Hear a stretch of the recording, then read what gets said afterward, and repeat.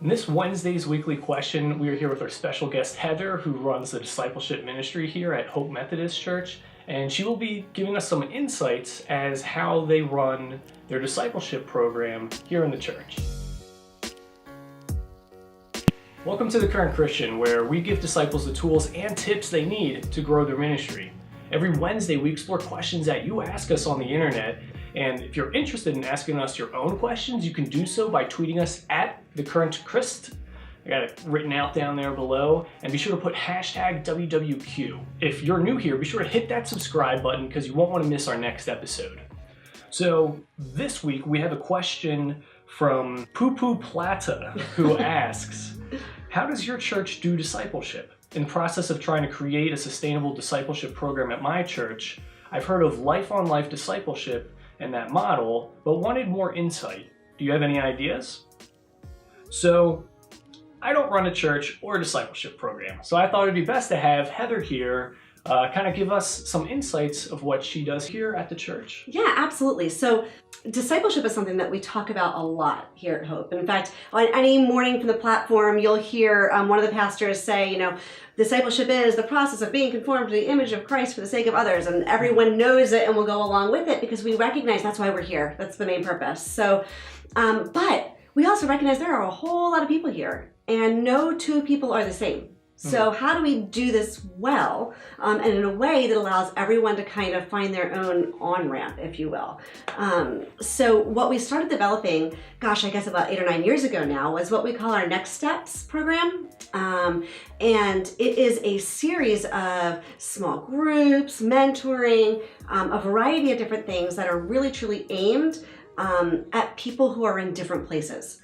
So that they can say, hey, I think this is where I am right now. Or, hey, you know what, I've been on this walk for a long time. I really want to go a little bit deeper. And so we try to make sure that we are offering a variety of small groups, a variety of programs and places where people can plug in and take that next step. As many of you know, not everyone's on the same distance in the journey when it comes to following Jesus. And it's pretty neat that you kind of custom, because from what I've understood, you kind of custom tailor the next step to where the individual is currently. Right. So we, the way we administrate it, I guess, if you will, is we actually will release what we call a next step catalog 4 times a year. Now there are some small groups that run all year round, and mentoring programs, they run all year round. But we also offer a variety of seasonal, if you will, small groups that might run for 3 weeks or 6 weeks or 12 weeks. They're usually a little bit more short term. They're a little less scary for somebody who maybe hasn't done a small group before. And we try to run the gamut. So, we are aware that our goal is to have people walking into our church who don't know Jesus. And so they're walking in for the first time and they are not going to jump into a Bible study on the book of John. Odds are not good for that.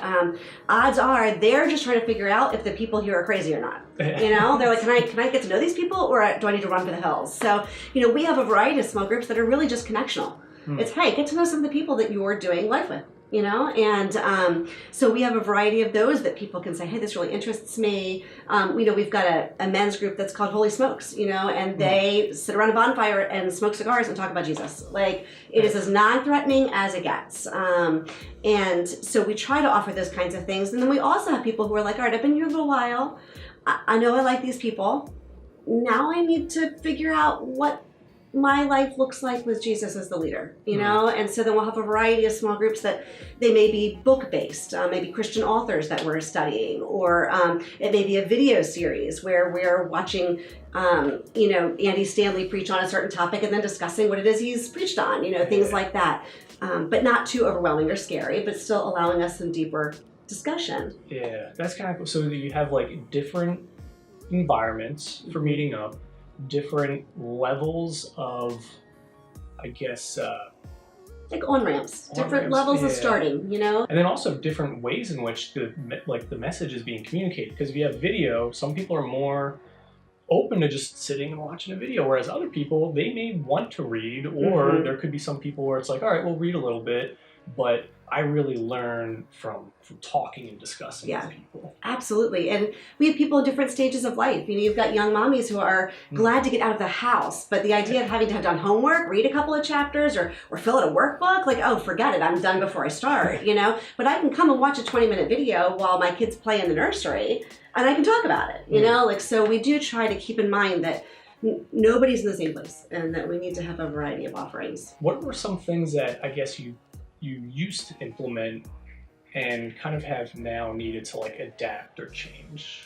I think the biggest change we underwent was probably about 6 or 7 years ago, where we made a conscious decision that we were not going to be a church with small groups, but we were instead going to be a church of small groups. So we decided that no matter what we're doing, whether we are in choir or worship band or tech ministry or drama, whatever ministry it is we're doing, we're operating as a small group, which meant, hey, you got to carve out time for devotion. You've got to carve out time for prayer and prayer requests. Your meetings can't just be business.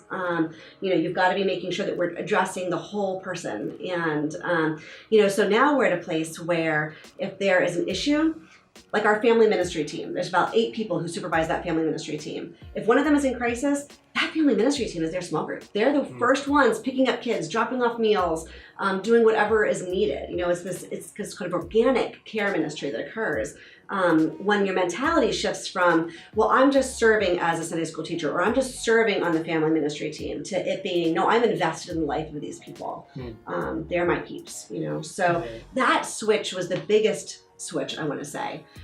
We are constantly evaluating, is this something we need to keep doing, or do we need to let it go? Because we believe that you can have really great programs that are no longer advancing your ministry goals.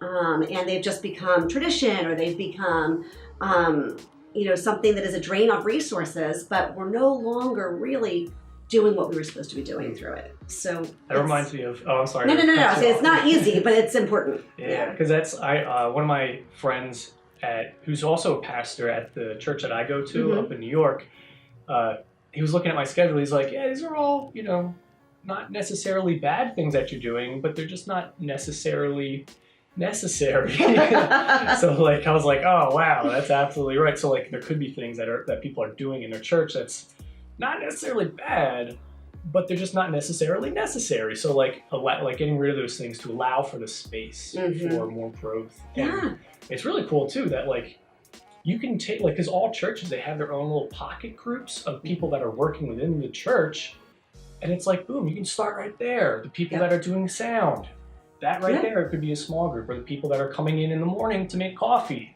right there is a small group. So I guess I want to wrap up with kind of 2 questions. Of one being, what's something that you've noticed works well with other churches? And then can you also kind of define in your own words again what discipleship means? Yeah, absolutely. Okay, so what works best for other churches, so I have been really blessed to be able to work with a number of different churches who will say, hey, what are you doing? How do you do it? That kind of thing.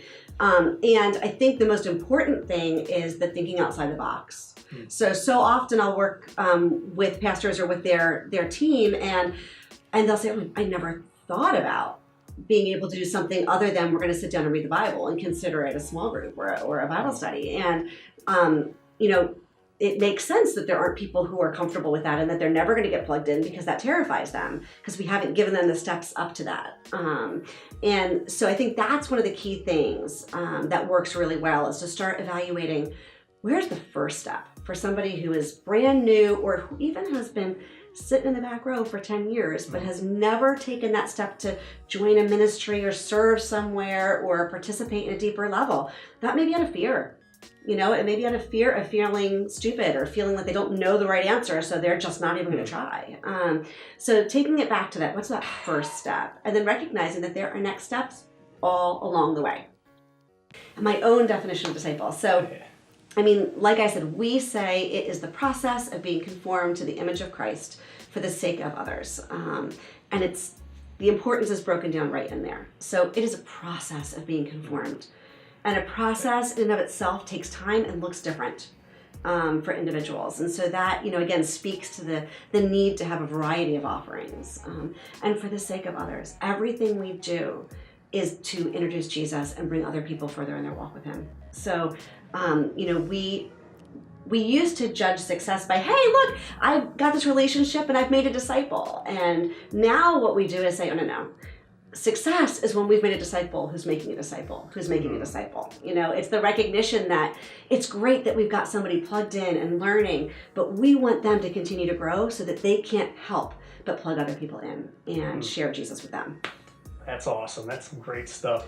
Poo-poo Plata, I hope that this has helped to answer some of your questions and inspire you with some great ideas of things that you can start implementing in the church that you go to. But I would also like to thank our community of supporters over on Patreon. This video wouldn't be made possible without you. And if you really like this video, you too can join our crew of Patreon supporters by donating a few dollars a month to the Current Christian channel. Remember to hit that subscribe button and the little bell icon if you haven't done so already. Thanks again for watching, and we will see you in our next video. Cool. Yeah, that was awesome. Yay! Oh man, I want to do more videos like this where it's like just like dialogue. And it's always cool to have different perspectives and bring different people in, and it promotes different types of conversation amongst your viewers as well. You know, it's a very cool thing.